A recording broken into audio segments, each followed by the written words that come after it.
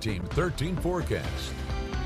Starting out with our highs and lows today, we started in the mid-70s along the coast and we climbed to 94. So check mark by the forecast there. Temperatures in the low to mid-90s all across the region. 92 the coolest in DeFuniak Springs, and just a couple of spotty showers and storms. A lot of that activity was actually late in the evening hours yesterday. Most of the rain today has been right along the forgotten coastline and really right along the actual coast itself as well as the bend. Everyone else has been relatively dry. You could still see a shower storm as we go through the rest of this evening, popping up along that boundary. Out on the beach now, 91 degrees with a wind out of the west-northwest at 13. So if you have plans to go to the coast tomorrow, again, check the flags, but we should see similar surf conditions, nearly flat in the morning and then building to that sea breeze afternoon chop as we go into the afternoon. Temperatures will once again climb to about 94 for your coastal areas on Friday, and even should be the immediate coastline. Best chance of rain is going to be late in the evening. So if you are headed to the beach, and I've done this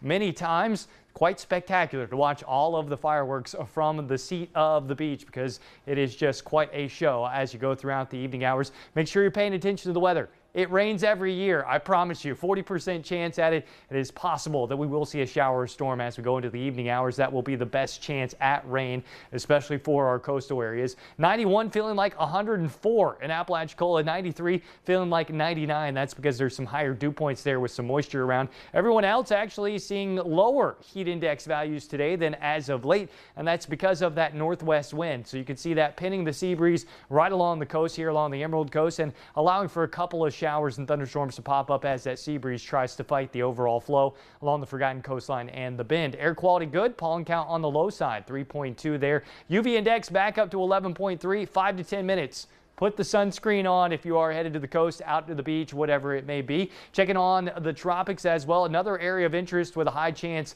of development. Flossie down to just a tropical storm as it works over colder water. And closer to home here, our stalled frontal boundary. Well, it does have a little piece of energy over the peninsula. We'll likely see a low pressure system develop here, but you can see unfavorable and unfavorable across the Gulf and the Atlantic. So it is very marginally favorable underneath that trough itself. This is going to be a weak name stealer rain producer. That's all it's going to be. That's all it ever was.